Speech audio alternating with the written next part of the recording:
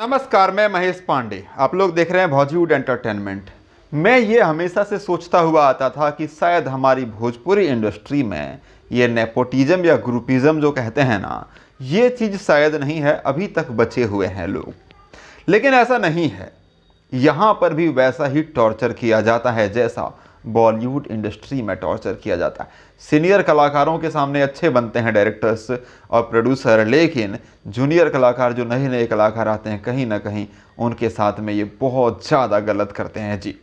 ऐसा कुछ केस हमें भी देखने को मिल रहा है। एक नेपाल की एक्ट्रेस है जो कि भोजपुरी फिल्मों में, भोजपुरी एल्बम्स में जो है एक्टिव है। उनका नाम है सलोनी भीष्ट। सलोनी भीष्ट आज रोते हुए लाइव आई। हमने आज वीडियो देखा, हमने अभी बॉलीवुड जंक्शन पर वो वीडियो अपलोड भी किया हुआ है जी।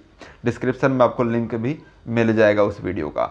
उनका वीडियो देखने के बाद कोई भी विचलित हो जाएगा, किसी को भी रोना आ जाएगा। वो इतना ज़्यादा परेशान थी, ऐसा लग रहा था मानो ये अभी आत्महत्या न कर ले। उस तरह का वो बोल भी रही, धमकी भी दे रही है। उसमें धमकी नहीं, मतलब अपने पीड़ा को बता रही है।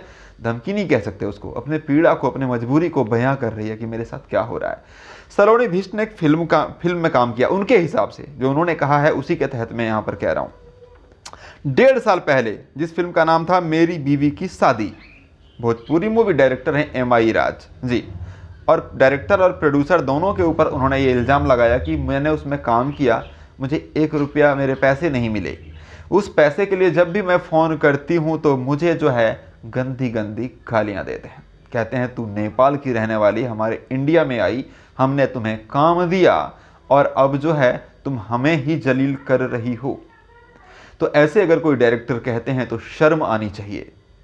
इंडिया क्या, इंडिया के लोग क्या अमेरिका में जाके काम नहीं करते हैं तो क्या वहाँ फ्री में काम करेंगे?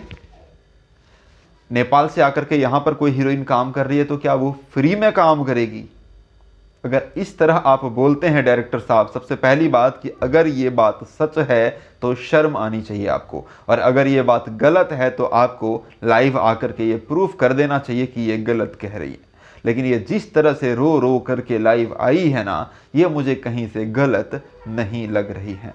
हालांकि इन्होंने आपके साथ काम किया है, उसकी तस्वीरों को भी शेयर किया है। ये तस्वीरें आप देख सकते हैं जी। सलोनी भीष्ट ने तस्वीरें शेयर की है क्योंकि बहुत सारे लोग कह रहे थे कि नहीं कोई काम नहीं किया, ये वो बहुत सारी चीज़ें, तो उन्होंने जो है सबूत के तौर पे तस्वीरें शेयर किया है। और सलोनी भीष्ट जी, मैं आपसे ये कहना चाहूँगा कि अगर आपके साथ में गलत होता है, आपने काम किया है, आपने पैसे नहीं लिए, क्योंकि आप पैसे लिए होते तो उनके पास रिसीविंग भी होता, तो आप पुलिस प्रशासन का भी सहारा ले सकते हैं, आप लीजिए।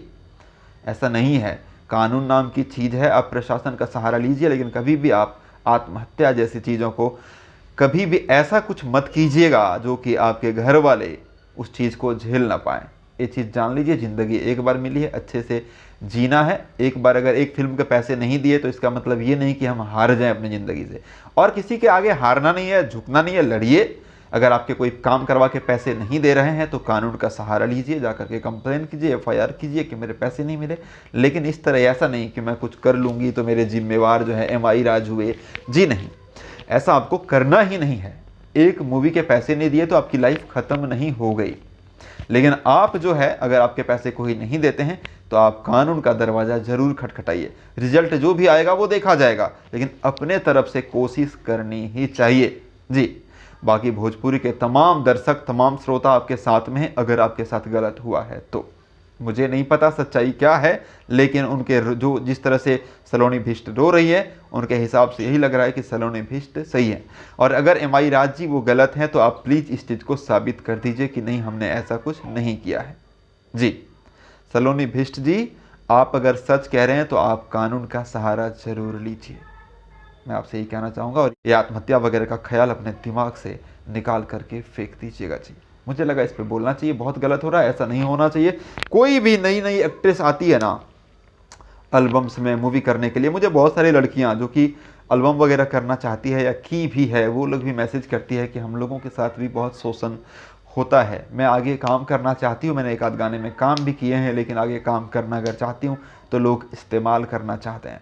तो मैंने पूछा भी कि क्या मैं इस पर जिक्र करूँ, तो वो कहते हैं नहीं मत कीजिए, समाज का डर लगता है जी।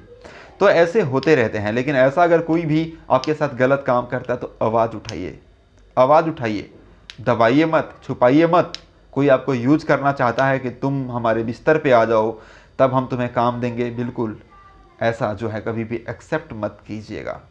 शोषित मत होइए। कोई शोषण करना चाहे तो आप उसके शोषण का शिकार मत बनिए। जुर्म करने वाले से ज़्यादा गुनहगार होता है जुर्म सहने वाला, ये जान लीजिए। तो जुर्म मत सहिएगा।